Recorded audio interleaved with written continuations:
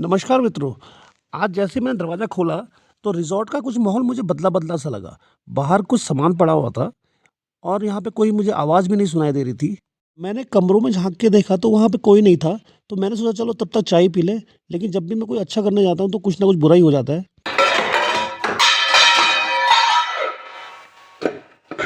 आधी चाय लगभग गिर चुकी थी, तो मैंने बाकी जितनी बची चाय थी उसको छाना और अपनी बची-खुची चाय लेके अपने कमरे को चले गया।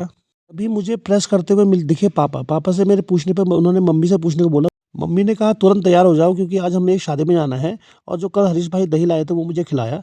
उसके बाद मैं अपनी गाड़ी में चले गया अपना सामान लेने के लिए और मैंने सबसे पहले चाबी को अपनी जेब में रखा क्योंकि दूध का जला छाछ को भी फूँक-फूँक कर पीता है। फिर मैंने अपना पूरा सामान बोलेरो में रखा क्योंकि बहुत दिन से मेरा सामान गाड़ी में ही पड़ा हुआ था।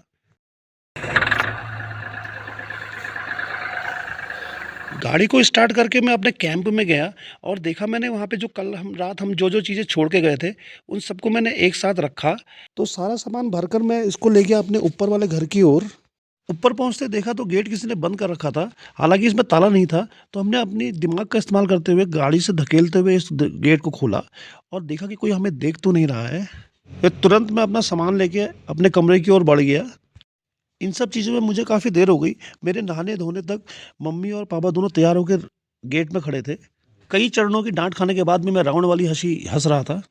तो पापा के गुस्से को इग्नोर करते हुए मैंने गाड़ी चलाने की सोची और हम बढ़ गए अपने डेस्टिनेशन की ओर, चमतोला। गाड़ी में हम 4 लोग थे, मैं, पापा, मम्मी और गुस्सा। ये मार्केट है दनिया, जिससे आप परिचित होंगे। यहाँ का अपना ही एक ऑरा है। यहाँ का नियम कानून अपने चलते हैं। यहाँ कभी मार्केट बंद नहीं होती है, सिर्फ महीने के अंतिम दिन में वो बंद हो जाती है और आज वही दिन है। तो हमको चाहिए थे किन्नू और धूप सेकते हुए हमें मिले हरीश जोशी जी, जिन्होंने कहा यहाँ किन्नू कहीं भी नहीं मिलेगा। किन्नू है किन्नू? अच्छा अच्छा। ठंडो रे ठंडो, मेरे पहाड़ों की हवा ठंडी, पानी ठंडो करके हमने धारे से पानी भरा। हम बढ़ गए आगे और ये जगह मुझको बहुत अच्छी लगती है। दोनों पहाड़ के बीच से रास्ता आता है। ये बगल में है हमारे कांडपाल जी की फेमस मैगी शॉप। कभी भी आते जाते कभी इस रास्ते से आए तो इनके वहाँ ज़रूर आप मैगी खाएं। पापा को मज़ा नहीं आ रहा था तो पापा ने मेन रोड छोड़ के मुझे कच्ची में डालने को बोला, जिससे सफ़र में कुछ रोमांच पैदा हो। और आपको पता है आपका भाई इस मामले में कितना एक्सपर्ट है, तो मैं ले गया गाड़ी दौड़ाते हुए ऊपर को। थोड़ा आगे जाके मुझे पता चला ये तो बेस्ट हॉस्पिटल जाने का रास्ता है। पापा ने शायद अपनी दवाइयाँ लेनी थी। अब पापा हंस रहे थे और मैं गुस्से में था। गाड़ी में अभी भी 4 लोग थे, मैं, पापा, मम्मी और गुस्सा। और इस बार गुस्सा मेरा था। फिर मुझे मिल गई एक सवारी, मैंने तुरंत बैठा लिया। वो सामने जो आप पेड़ दिख रहे हैं हमको वहाँ पे जाना है, वो गाँव है चमतोला। कीनू ढूँढते-ढूँढते हम पहुँच गए बसोली खान। यहाँ मिले हमको बच्चियादा, तो एक सवारी हमने और बैठा ली अपनी गाड़ी में। इस तरह हमारे पास हो गई थी 2 सवारियाँ। मम्मी को भी कीनू मिल चुके थे।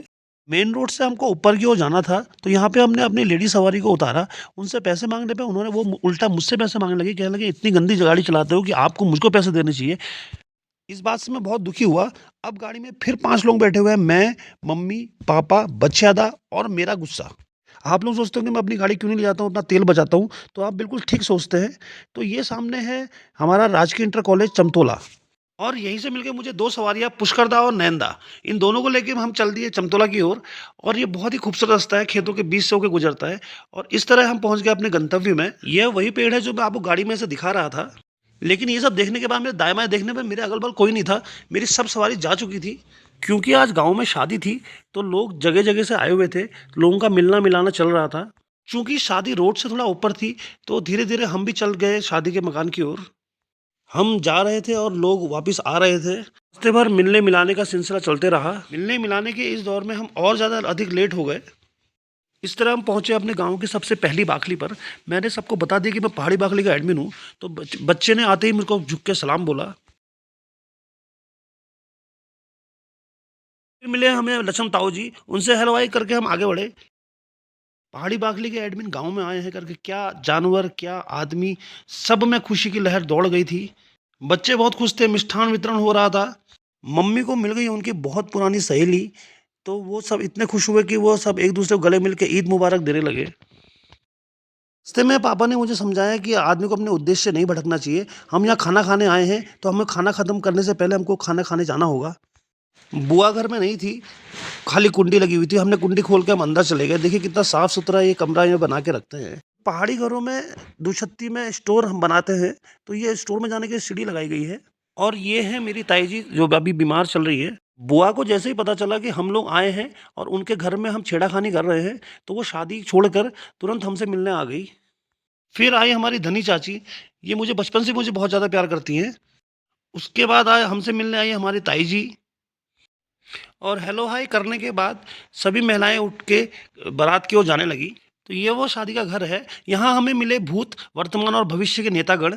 मुझे पापा के उद्देश्य को ना भूलने वाली बात याद आई, तो देखा कि मम्मी यहाँ पहले से खाना खा रही थी और हमारी गुलाबी गैंग की मुख्य सदस्य हमारी बुआ जी भी खाना खा रही थी।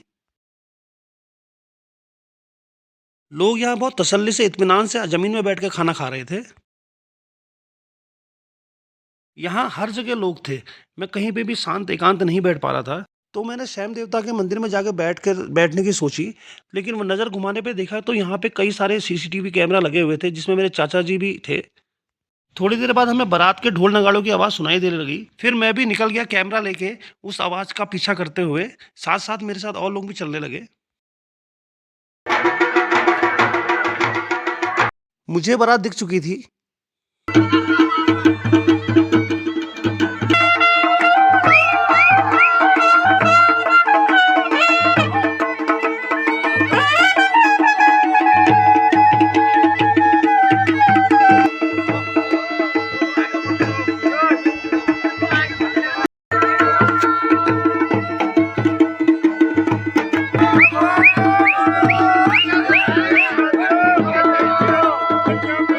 टोल बैरियर में टोल कर्मियों और वर्जी के बीच में टोल खुलवाने के लेके काफ़ी देर तक बातें हुई, जिसको बहुत सारी पब्लिक, पूरे गाँव की पब्लिक देख रही थी। इससे एक जाम की स्थिति वहाँ पे पैदा हो गई, लोग लाइन लगा के खड़े हुए थे। आखिरकार टोल कर्मियों की से समझौता हुआ और वर्जी को डोली में बैठा के आगे की रस्म निभाने के लिए भेज दिया गया। और जो बाकी प्रांगण है, उसमें बाराती लोग अपनी छोलिया के साथ नृत्य करते हैं।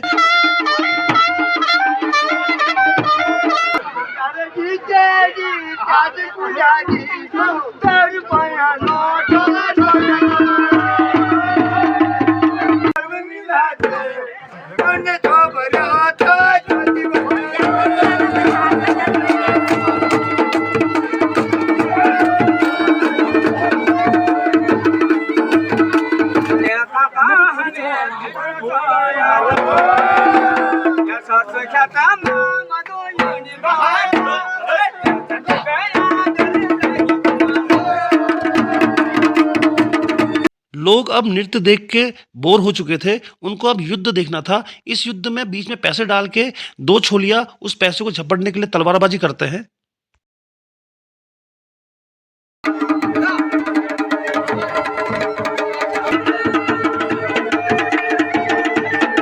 करोड़ों रुपए जमीन में गिरने के बाद भी युद्ध शुरू नहीं हुआ। इस बात से नाराज होकर हमारे देवानंद साहब शादी छोड़कर चले गए।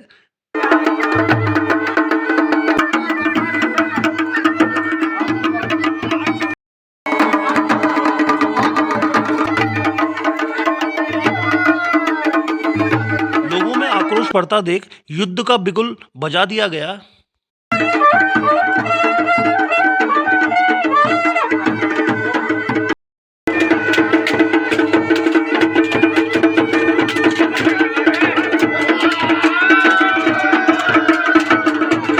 मैं बड़ा खुश था कि युद्ध शुरू हो चुका है, लेकिन यहाँ पे ये दोबारा से ठुमके मिला मिला के नाचने लगे। इस बात से मैं दुखी हो गया और मैं चल दिया वापस अपने घर की ओर। जाते जाते भी उम्मीदों से दोबारा से वो शादी के घर में देखा, लेकिन वहाँ पे सब वही व्यवस्था थी। लोग पैसे उड़ा रहे थे, लेकिन युद्ध शुरू नहीं हो रहा था। कीनू के बदले मिला हमको मडवे का आटा। रास्ते में बच्चे पे दबाव बनाकर उससे प्रणाम कराया गया। पहला बोल हो जी रहा बच रहा। 1 किलो किन्नू के बदले 12 किलो मडवा मिलने पे मैंने दिमाग लगाया कि अगली बार मैं 20 किलो किन्नू लेके आऊँगा। फिर हम निकल गए अपने वापस घर को, सोनासलिंग। देखिए ये जगह जो है, ये इस पे बहुत पहले मेरे सामने ही यहाँ पर स्लाइडिंग हुई थी। ये बिल्कुल तिरछा कटा हुआ एक पहाड़ है। फिर आ गए हम दनिया पुरंदा पूरन बिष्ट जी के वहाँ। मूनलाइट होम स्टे और रेस्टोरेंट है। यहाँ बहुत सारी अच्छी सुविधाएं हैं। आप जैसे चित्र में देख रहे होंगे, बहुत ही सुंदर इन्होंने बना रखा है और यहाँ रहने की व्यवस्था भी है। क्योंकि पुरंदा अपनी फैमिली को लेकर प्रयागराज, अयोध्या और बाकी सब जगह घूम रहे हैं, तो यहाँ मुलाकात हुई प्रकाश भाई से। तो प्रकाश भाई से हमने हाथ मिलाया। घर आके मैंने अपने बाइनोकुलर से देखा कि अभी वहाँ पे क्या स्थिति है। तो देखा अभी भी लोग वहाँ पैसा उड़ा रहे हैं, लेकिन युद्ध अभी भी वहाँ शुरू नहीं हुआ है। मम्मी ने मुझसे जो चूल्हे में बनी हुई राख थी उसको लाने को बोला। ये एक अच्छा कीटनाशक हमारे खेतों के लिए रहता है, क्योंकि हम अपने खेतों में कोई भी पेस्टिसाइड्स यूज़ नहीं करते हैं। इन्हीं सब चीज़ों का गोबर, बकरी की खाद और नीम की खली, इन सब चीज़ों का यूज़ करते हैं। तो मैं 1 डब्बा राख हमारी हो चुकी थी। अभी तक जब से मैं आया हूँ तब तक ये 3-4 डब्बे हम फेंक चुके हैं। तो इसको ले जाके मैंने मम्मी के हाथ में दी। ये हमारे पॉली हाउसेज़ हैं, जिसको मम्मी ने पूरे प्याज के खेतों में और दूसरी फसलों में भी छिड़क दिया। ये एक अच्छा कीटनाशक है। जो छोटे मोटे कीट इसमें लगते हैं वो राख की वजह से इसमें नहीं पनप पाते हैं। पापा से कब मेरे हाथ पे ये पानी का पाइप मेरे हाथ पे आ गया मुझे नहीं पता चला, और मेरे करीब आधा घंटा मेरा इसमें लगा। आज के दिन का ये हमारे लिए दूसरा प्रॉफिट का धंधा था कि 1 डब्बे राख के बदले हमको 1 डब्बा मूली और 1 डब्बा हमको मेथी। तो ऊपर आके मैं शाम को वॉक पे निकल गया। देखिए कितना बढ़िया नज़ारा है। सिर्फ मैं अकेले यहाँ पे घूम रहा हूँ। बीच बीच में कभी गाड़ियाँ आती हैं, तो मुझे लगा क्यों ना नंदू भाई से मिल लिया जाए। तो नंदू भाई मेरे परम मित्र हैं, तो मैं इनकी दुकान में गया। यहाँ पे मुझे अंकल और नंदू भाई मिले, और साथ में मिले मुझे ललित भाई। ललित भाई से पार्टी कराने पे उन्होंने मेरे कान में चिंग चपाक टम टम बोला। ये कह के उन्होंने मुझे अपने समूह में कर लिया और उल्टा मुझसे पार्टी मांगने लगे। फिर मैंने उनको प्यार से समझाया कि बेटा, जिस स्कूल में तुम पढ़ते हो इस स्कूल के हम हेडमास्टर रह चुके हैं। तो हम दोनों ही पैसे बचाने के चक्कर में थे। तो दोनों ने ये लास्ट में ये डिसाइड किया कि ऐसा है कि घर जाके दाल रोटी खाएंगे, प्रभु के गुण गाएंगे। और इस तरह हमारा आज की रात का टाटा और बाय बाय हुआ। घर पहुंचने पे देखा खेत से लाई हुई मेथी को मम्मी साफ कर रही थी। माँ ने मुझसे चाय गर्म करके लाने को बोला, लेकिन मैंने उनसे साफ मना कर दिया क्योंकि सुबह की घटना मुझे याद थी। मम्मी बिना कुछ करे पेट भर जाए की रेसिपी मोबाइल में देख रही थी। खाना बन के तैयार हो गया था, पापा के लिए लगाया गया। मैंने खुद भी खाया, और टीवी देखते देखते पापा, मैंने और मम्मी ने खाने को समाप्त किया। और अब समय आ गया आपसे गुड नाइट। Good night. तो सभी को शुभ रात्रि। होती है कल मुलाकात नए ब्लॉग में। धन्यवाद।